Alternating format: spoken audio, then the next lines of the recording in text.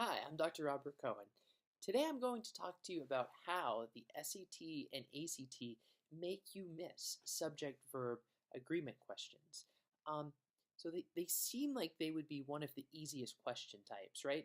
The subject has to agree in number with the verb. So singular subject, singular verb. The boy is hungry.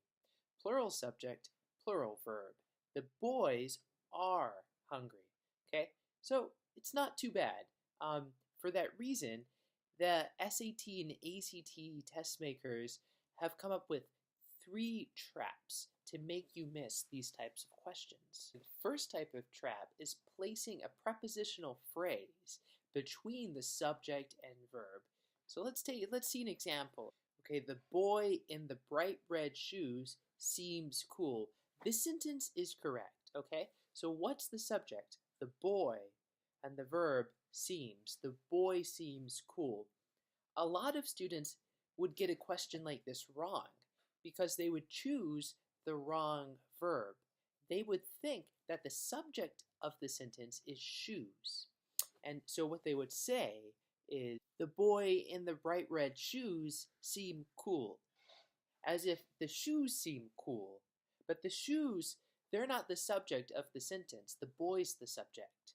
So you want to ask yourself, what noun in the sentence is doing the action? So here, what noun is seeming cool? The shoes or the boy? The boy. The boy seems cool. The boy just happens to be in these red shoes. So the in the red shoes is just a prepositional phrase. So when you see a prepositional phrase placed between the subject and verb, you can just draw a line right through it. And that will help you better see how the subject and the verb actually relate to each other. Okay, number 2, something else the test makers can put between the subject and verb is a non-essential clause. It's a technical term. It just means basically a phrase that describes the noun, describes the subject of the sentence, and it's placed between 2 commas. So let me show you an example. The coloring book, which has many pages, is large. Okay, so the subject is book. The verb is. The book is large. Which has many pages is just a non-essential clause. Like a prepositional phrase, it's something thrown in there to describe or modify the subject of the sentence. So it's describing or modifying the word book. And you can figure this out. Again, you want to pause and ask yourself, what noun is doing the action of the sentence? So the action here is large. What noun is large? Well, it's the book. The book is large, not the pages. Which has many pages, again, just modifying book. So you can do the same thing that you did with prepositional phrases, where when you see the non-essential clause between the subject and the verb, you can just cross it right out. Okay, so the third tricky structure they've come up with is to place the subject after the verb. In most English sentences, the subject comes first. You say the boy goes to the store. You don't say, goes the boy to the store. But this is what they do. They put the verb before the subject. And then they put a noun in front of the verb. And that noun is not the subject of the sentence. Let me show you an example. Inside the house stand many doors. Okay, so what's the verb? Stand. What's the subject? Doors. Because what's doing the standing? The doors are standing. Inside the house, stand, verb, the doors, subject.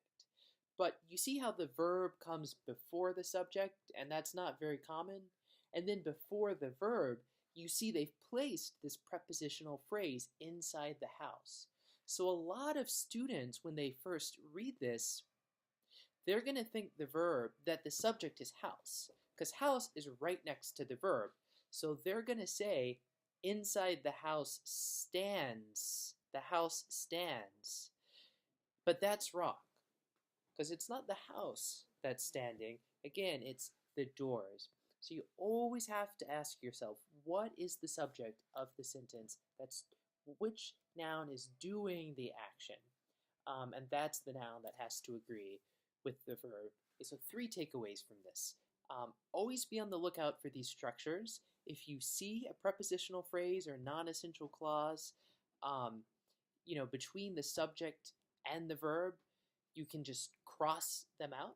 Second, always ask what's the noun that's doing the action of the sentence, because most of the time they're going to be trying to trick you with one of these structures. And lastly, never assume that the noun right next to the verb is the subject of the sentence. As we've seen in all of these examples, what they're actually doing every time is taking the subject and somehow moving it far away from the verb and putting a noun next to the verb that is not the subject. If you found this video helpful, you can subscribe to our channel for more videos like it.